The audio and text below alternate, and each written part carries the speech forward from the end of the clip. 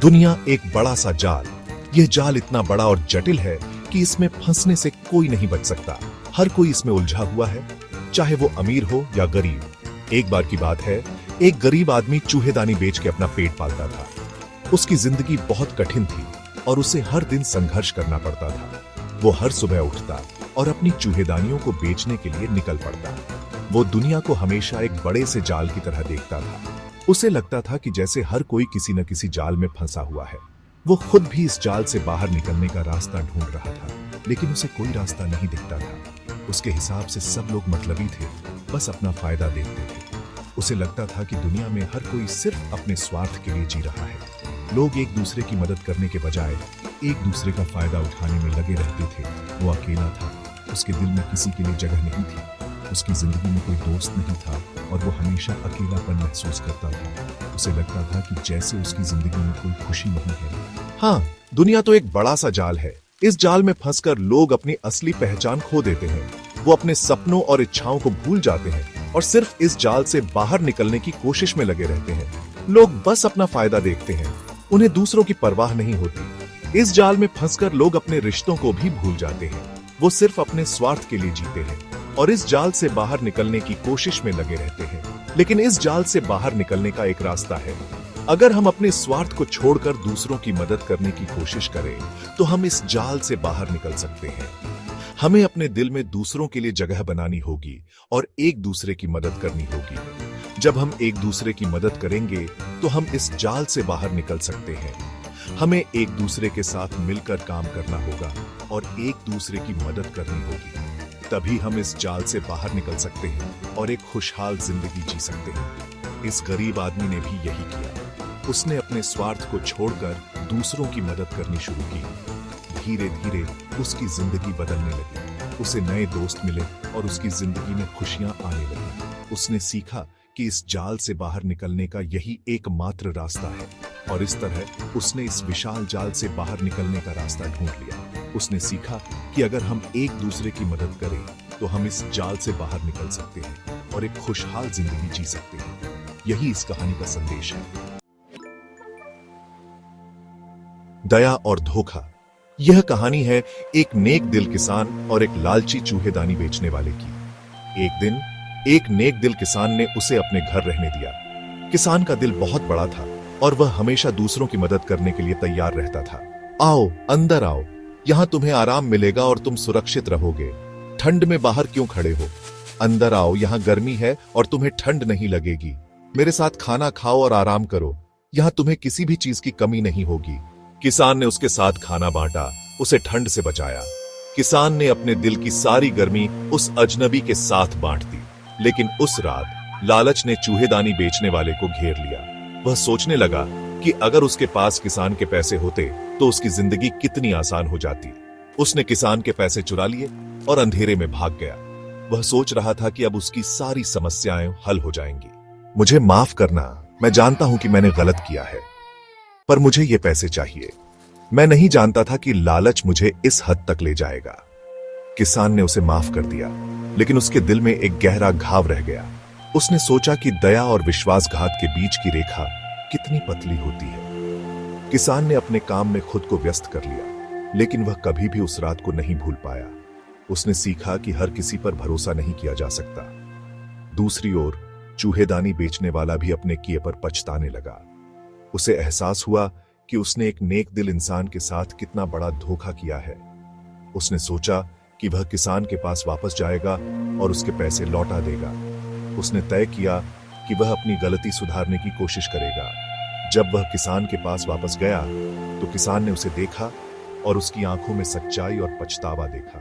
किसान ने उसे माफ कर दिया और दोनों ने एक नई शुरुआत की। इस घटना ने दोनों को सिखाया कि दया और विश्वासघात के बीच की रेखा कितनी पतली होती है, लेकिन सच्चे पछतावे और माफी से हर घाव भरा जा सकता है। और इस तरह उस छोटे से गांव में फिर से शांति और खुशी लौट आई। दोनों ने मिलकर एक नई कहानी लिखी, जिसमें दया और माफी की ताकत थी। लोहार की बेटी एडला का बड़ा दिल। भटकते हुए वो एक लोहार के घर पहुंचा। क्रिसमस की पार्टी में आओ, हमारे साथ रहो। एडला ने उसके साथ इज्जत और प्यार से पेश आया, जैसे वो अपना ही हो। उसने उसे नए कपड़े दिए, उसके साथ हंसी मजाक किया। तुम सच में बहुत अच्छी हो एडला। दिल में उठे सवाल। एडला की अच्छाई ने चूहेदानी बेचने वाले के मन में कई सवाल पैदा कर दिए। क्या दुनिया सच में इतनी बुरी थी? क्या सब लोग सचमुच इतने मतलबी थे? क्या मैं गलत था? क्या लोग सच में इतने बुरे नहीं होते? एडला की मासूमियत और दया ने उसके दिल में एक अजीब सी गर्माहट भर दी। शायद दुनिया उतनी बुरी नहीं है जितना मैंने सोचा था। क्रिसमस की सुबह मैंने सोचा कि अब नई जिंदगी शुरू करूंगा। यह सुबह कुछ खास थी, जैसे कि हर चीज में एक नई चमक थी। बर्फ की सफेद चादर, पेड़ों पर जमी हुई बर्फ और घरों की छतों पर लटके हुए बर्फ के टुकड़े, सब कुछ एक नई शुरुआत का संकेत दे रहे थे। मैंने अपने जीवन को बदलने का फैसला किया और इस बार मैं पूरी तरह से तैयार था। एडला की दया ने मुझे दिखाया कि दुनिया में अभी भी अच्छाई है। उसकी मुस्कान और उसकी आंखों में जो सच्चाई थी, उसने मेरे दिल को छू लिया। उसने मुझे यह एहसास दिलाया कि हर किसी के अंदर अच्छाई होती है, बस उसे पहचानने की जरूरत होती है। एडला ने मुझे यह सिखाया कि जीवन में सबसे महत्वपूर्ण चीज है दूसरों के प्रति दया और सहानुभूति। मैंने ठान लिया कि अब चोरी नहीं करूंगा। यह निर्णय लेना आसान नहीं था, लेकिन एडला की दया और उसकी बातों ने मुझे प्रेरित किया। मैंने अपने पुराने आदतों को छोड़ने का संकल्प लिया और एक नई दिशा में कदम बढ़ाने का फैसला किया। यह एक कठिन यात्रा थी, लेकिन मुझे पता था कि यह सही रास्ता था। देखो पिताजी, उसकी आंखों में एक नई चमक है। यह चमक सिर्फ उसकी आंखों में नहीं थी, बल्कि उसके पूरे व्यक्तित्व में थी। उसने अपने जीवन को बदलने का फैसला किया था और यह बदलाव उसकी आंखों में साफ दिखाई दे रहा था।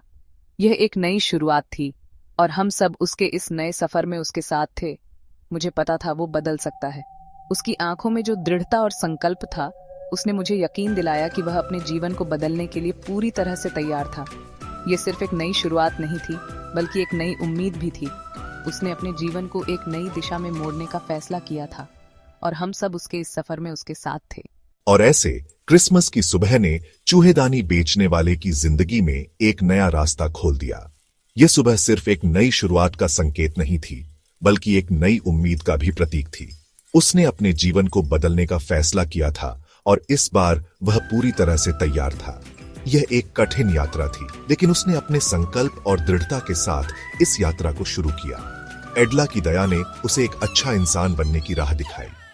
उसकी दया और सहानुभूति ने उसे यह एहसास दिलाया कि जीवन में सबसे महत्वपूर्ण चीज है दूसरों के प्रति दया और सहानुभूति। उसने अपने जीवन को बदलने का फैसला किया और इस बार वह पूरी तरह से तैयार था। यह एक कठिन यात्रा थी, लेकिन उसने अपने संकल्प और दृढ़ता के साथ इस यात्रा को शुरू किया। एडला की दया ने उसे एक नई दिशा में कदम बढ़ाने के लिए प्रेरित किया और उसने अपने जीवन को एक नई दिशा में मोड़ने का फैसला किया। उसे अपने किए पर बहुत पछतावा हुआ। उसने किसान के साथ जो किया, उसके लिए वो खुद को माफ नहीं कर पा रहा था। उसने सोचा कि वो किसान के पैसे वापस करेगा और अपनी गलती सुधारेगा। चूहेदानी बेचने वाले ने चोरी के पैसे एक गुमनाम चिट्ठी के साथ लोहार के घर वापस भेज दिए। उसने चिट्ठी में लिखा कि एडला की अच्छाई ने उसे एक अच्छा इंसान बनने में मदद की है। उसने माफी मांगी और वादा किया कि अब वो हमेशा सही रास्ता चुनेगा। एडला की दया ने चूहेदानी बेचने वाले की जिंदगी बदल दी। उसने उसे दिखाया कि दुनिया में अभी भी उम्मीद है और लोग अच्छे भी हो सकते हैं। उसकी कहानी हमें सिखाती है कि दया में कितनी ताकत होती है। ये कहानी हमें याद दिलाती है कि हमें हमेशा सबके साथ अच्छा व्यवहार करना चाहिए, क्योंकि कभी-कभी हमारी छोटी सी नेकी भी किसी की जिंदगी बदल सकती है। दया ही इंसानियत की असली पहचान है और इसी से हम एक अच्छी दुनिया बना सकते हैं।